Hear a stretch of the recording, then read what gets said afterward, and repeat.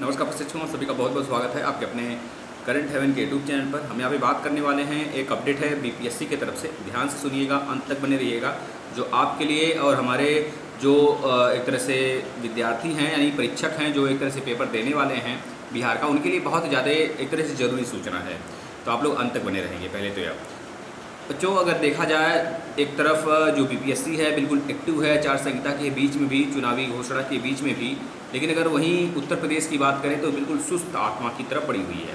यानी कि उत्तर प्रदेश में ना कोई हलचल मच रहा है शिक्षक भर्ती को लेकर, किसी भी भर्ती को लेकर देखा जाए तो आप अगर देख सकते हैं जो भर्तियां हुई भी वो भी एक तरह से रद्द हुई हैं। उसका दोबारा एक तरह से चुनावी घोषणा, चुनाव के बाद दोबारा उसका एग्ज़ाम स्टार्ट हो जाएगा 5 या 6 जून के बाद, जो भी उसका शेड्यूल होगा सारे एग्जाम्स के, जो बीपीएससी के हैं और यह जो शेड्यूल हुए हैं। लेकिन बीपीएससी की तरफ से एक नोटिस ये जारी किया गया बच्चों कि जो आप टीआरई 3 के जो स्टूडेंट्स हैं पेपर देने जो जाएंगे, उनके लिए एक आवासीय एक तरह से आवास का व्यवस्था किया जाएगा।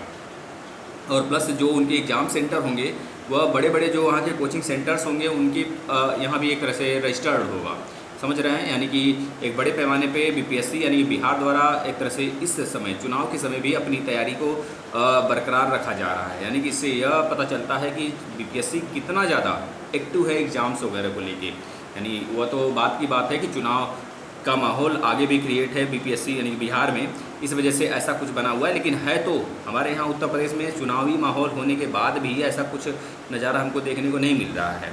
तो साफ साफ है कि बीपीएससी की तरफ झुकाव बनाइए बच्चों। इसके बाद टीआरई 3 के बाद टीआरई 4 का भी संरचना आपके समक्ष रखा गया है, जो कि 24 अगस्त से यह अपना प्रारूप मतलब एक तरह से एग्जाम ले लेंगे और उसके पहले आपके लगभग 1 महीने पहले आपके नोटिफिकेशन आ जाएंगे, तो उसको आप वहाँ से फिल करके स्टार्ट कर देंगे बच्चों। लेकिन यह चीज़ें ध्यान में रखना है, जो आपका एग्ज़ाम है बीपीएससी यानी कि 1 to 5 और 6 to 8 वाला, जूनियर वाला और प्राइमरी वाला, यह हो सकता है 10 तारीख को हो, यानी कि 10 जून को।